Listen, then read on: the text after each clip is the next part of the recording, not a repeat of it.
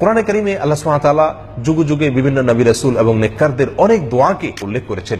সে সমস্ত দোয়া আল্লাহ সুবহানাহু ওয়া তাআলার কাছে পছন্দ হয়েছে, সেজন্য আল্লাহ সুবহানাহু ওয়া তাআলা সেগুলোকে কোরআনের অংশ করে দিয়েছেন।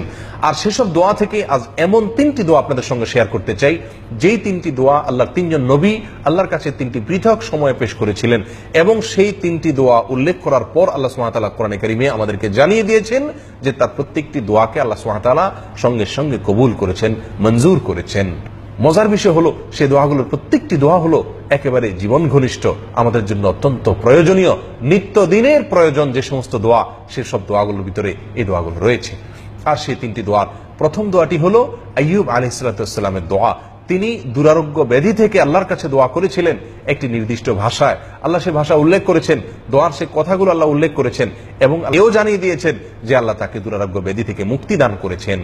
অর্থাৎ এই দোয়া আল্লাহর কাছে গৃহীত, মকবুল, মঞ্জুরকৃত দোয়া, এটা আল্লাহ তাআলা জানিয়ে দিয়েছেন আমাদেরকে। দ্বিতীয় দোয়াটি ছিল বিপদ আপদ থেকে মুক্তি লাভের জন্য, আর সেটি করেছিলেন আল্লাহ নবী ইউনুস আলাইহিস সালাম। মাছের পেটে গিয়ে তিনি দোয়া করেছিলেন, আল্লাহ সুবহানাহু ওয়া তাআলার কাছে সেটা খুব পছন্দ হয়েছে, এবং আল্লাহ তাআলা আমাদেরকে জানিয়ে দিয়েছেন যে সেই দোয়ার পরে আল্লাহ তাআলা তাকে বিপদ থেকে উদ্ধার করে দিয়েছেন। আর 3 নম্বর যে দোয়াটি, সেটি হলো আল্লাহ নবী জাকারিয়া আলাইহিস সালামের তিনি নিঃসন্তান হওয়ার যে সমস্যা, এই সমস্যার, সন্তানহীনতার সমস্যা দূর করার জন্য আল্লাহর কাছে দোয়া করেছিলেন, আর আল্লাহ সুবহানাহু ওয়া তাআলা সেই দোয়া কবুল এবং মঞ্জুর করেছেন, আমাদেরকে জানিয়ে দিয়েছেন যে সঙ্গে সঙ্গে তাকে সুসংবাদ দেওয়া হয়েছে একটি নেক সন্তানের। সম্মানিত ভাই বন্ধুগণ, আসুন এবার জেনে নেই সেই দোয়াগুলোর ভাষা কি ছিল। আইয়ুব আলাইহিস সালামের দোয়া প্রসঙ্গে আল্লাহ সুবহানাহু ওয়া তাআলা সূরা আম্বিয়ার 83 নম্বর আয়াতে উল্লেখ করেছেন, ওয়া আইয়ুবা ইয নাদা রাব্বাহু আন্নী মাসসানিয়াদ দুর ওয়া আনতা আরহামুর রাহিমিন। তোমরা স্মরণ করো আইয়ুবের সেই দোয়াকে, যখন আইয়ুব দোয়া করেছিল আমার কাছে। আল্লাহ বলেন কি দোয়া করেছিল? আন্নী মাসসানিয়াদ দুর ওয়া আনতা আরহামুর রাহিমিন, হে আমার রব, আমাকে অসুস্থতায় পেয়ে বসেছে, আমি অসুস্থ, দুরারোগ্য ব্যাধিতে আমাকে পেয়ে বসেছে, আর আপনি সবচেয়ে বড় দয়াশীল, আপনার চাইতে দয়াশীল আর কেউ নাই। এই ভাষায় দোয়া করার পরে আল্লাহ সুবহানাহু ওয়া তাআলা বলেন, ফাস্তাজাবনা লাহু ওয়া কাশাফনা মা বিহি মিন দুর, তার এই দোয়া আমি কবুল করেছি এবং তার যে অসুস্থতা ছিল সেটা আমি দূর করে দিয়েছি। সম্মানিত ভাই বন্ধুগণ, এখান থেকে জানা গেল আইয়ুব আলাইহিস সালামের দোয়া দুরারোগ্য ব্যাধি থেকে রক্ষার জন্য পরীক্ষিত, গৃহীত, মঞ্জুরকৃত দোয়া। অতএব এটা আমরা দুরারোগ্য ব্যাধি থেকে বাঁচার জন্য এই দোয়া পড়তে পারি। আবারও বলছি দোয়াটি, রব্বি আন্নী মাসসানিয়াদ দুর ওয়া আনতা আরহামুর রাহিমিন, হে রব, আমাকে অসুস্থতা পেয়ে বসেছে, আর সকল দয়াশীলদের মধ্যে আপনি সবচেয়ে বড় দয়াশীল। দ্বিতীয় দোয়াটি ছিল বিপদ আপদ থেকে রক্ষার জন্য, যেটি করেছিলেন আল্লাহ নবী ইউনুস আলাইহিস সালাম।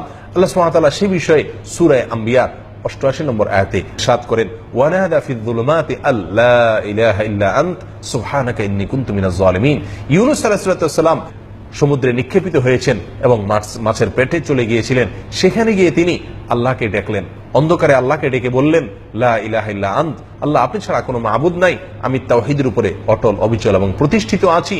সুবহানাক, আপনি পবিত্র, আপনি আমাকে যে এই অবস্থায় নিপতিত করেছেন এক্ষেত্রে আপনার কোনো দায় নেই আল্লাহ। ইন্নী কুনতু মিনাজ জালিমিন, বরং আমি অপরাধী, আমি জালেম ছিলাম, নিজের প্রতি নিজে অবিচার করেছিলাম, আর সেজন্য আপনি আমাকে এই কষ্টের মুখে নিপতিত করেছেন। আল্লাহ সুবহানাহু ওয়া তাআলা ইউনুস আলাইহিস সালামের এই দোয়া উল্লেখ করার পরে 89 নম্বর আয়াতের শুরুতে আল্লাহ সুবহানাহু ওয়া তাআলা বলেন, ফাস্তাজাবনা লাহু ওয়া নাজ্জাইনাহু মিনাল গাম। আল্লাহ সুবহানাহু ওয়া তাআলা বলেন, আমি সঙ্গে সঙ্গে তার দোয়া কবুল করেছি এবং পেরেশানি থেকে তাকে আমি মুক্তি দান করেছি। এবং এখানেই শেষ নয়, আল্লাহ বলেন, ওয়া কাযালিকা নুনজিল মুমিনিন, আর একই ভাবে ঈমানদারদেরকে যুগে যুগে তাদের বিপদ আপদ, পেরেশানি এবং মুসিবত থেকে আমি উদ্ধার করব। এইভাবে তারাও যদি আমার কাছে এভাবে কায়মনোবাক্যে এই দোয়া করে, আমি তাদেরকে উদ্ধার করব। এই জন্য নবী সাল্লাল্লাহু আলাইহি ওয়াসাল্লামের হাদিসে ইউনুস আলাইহিস সালামের এই দোয়াকে বিপদ আপদ থেকে উদ্ধারের জন্য বিশেষ পড়ার জন্য নির্দেশ করেছেন, নির্দেশনা দিয়েছেন। সম্মানিত ভাই বন্ধুগণ, 3 নম্বর পরীক্ষিত, মকবুল এবং মঞ্জুরকৃত দোয়া হলো জাকারিয়া আলাইহিস সালামের একটি দোয়া, যে দোয়া আল্লাহ সুবহানাহু ওয়া তাআলা সূরা আম্বিয়ার 90 নম্বর আয়াতে উল্লেখ করেছেন, ওয়া জাকারিয়া ইয নাদা রাব্বাহু রব্বি লা তাযারনি ফারদা ওয়া আনতা খায়রুল ওয়ারিসিন। জাকারিয়া আলাইহিস সালাম যখন আহ্বান করেছিলেন, ডেকেছিলেন আর তার রবকে, ডেকে বলেছিলেন, রব্বি লা তাযারনি ফারদা, হে আমার রব, আপনি আমাকে একা একা ফেলে রাখবেন না, আল্লাহ আপনি আমাকে একা একা ফেলে দিবেন না, আল্লাহ আমাকে নিঃসন্তান রাখবেন না, ওয়া আনতা খায়রুল ওয়ারিসিন, আর আপনি হলেন উত্তম ওয়ারিস। আল্লাহ সুবহানাহু ওয়া তাআলা বলেন, ফাস্তাজাবনা লাহু ওয়া হাবনা লাহু ইয়াহইয়া ওয়া আসলাহনা লাহু যাওজা, আমি তার দোয়া কবুল করেছি, মঞ্জুর করেছি তার এই দোয়া, এবং তাকে ইয়াহইয়া নামক সন্তান দান করেছি, এবং তার স্ত্রীর যে সমস্যা, অসুস্থতা ছিল সেটা আমি সুস্থ করে দিয়েছি, সেই অসুস্থতা দূর করে দিয়েছি। সম্মানিত বন্ধুগণ, জাকারিয়া আলাইহিস সালামের এই দোয়া আল্লাহ সুবহানাহু ওয়া তাআলা কবুল করেছেন। আর এটা ছিল নিঃসন্তান হওয়ার সমস্যা দূর হওয়ার জন্য। একই সমস্যার জন্য আরেকটি দোয়াও করেছিলেন, যেটি সূরা আলে ইমরানের 39 নম্বর আয়াতে উল্লেখিত হয়েছে। সেই দোয়াও আল্লাহ সুবহানাহু ওয়া তাআলার কাছে খুব পছন্দ হয়েছে। আল্লাহ সুবহানাহু ওয়া তাআলা সেই দোয়া কোরআনের অংশ করে দিয়েছেন এবং সেই দোয়ার পরপরও আল্লাহ সুবহানাহু ওয়া তাআলার পক্ষ থেকে কবুল এবং মঞ্জুর হওয়ার সুসংবাদ এসেছিল। আর সেই দোয়াটির ভাষা ছিল রব্বি হাবলি মিন লাদুনকা যুররিয়াতান তাইয়্যিবা ইন্নাকা সামিউদ দুআ। হে আল্লাহ, পবিত্র সন্তান আপনি আমাকে দান করুন। ইন্নাকা সামিউদ দুআ, নিশ্চয়ই আপনি দোয়া শ্রবণকারী।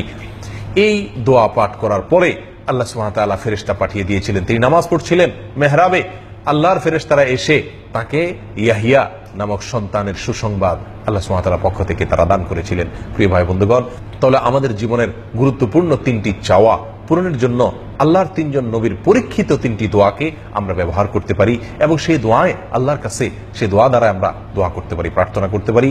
তাহলে সেই দোয়াগুলো কবুল হওয়ার সম্ভাবনা অনেক বেশি থাকবে। তবে মনে রাখতে হবে, দোয়ার বেসিক শর্ত অবশ্যই পূরণ করতে হবে। আর দোয়ার অন্যতম প্রধান শর্ত হলো হালাল উপার্জন হওয়া। আল্লাহ সুবহানাহু ওয়া তাআলা আমাদের সকলকে তৌফিক দান করুন। জাযাকুমুল্লাহ ওয়া আখিরু দাওয়ানা আলহামদুলিল্লাহ।